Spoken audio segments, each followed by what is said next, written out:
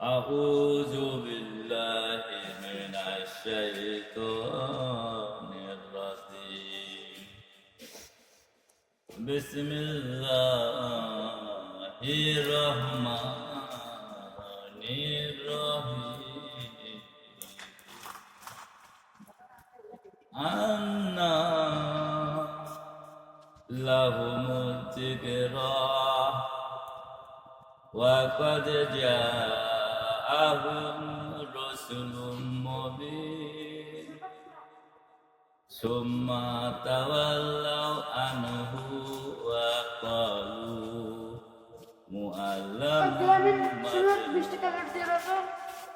إنا كشف العذاب قليلا إنهم عائدون يوم نبطش البطشة الكبرى إنا منتقمون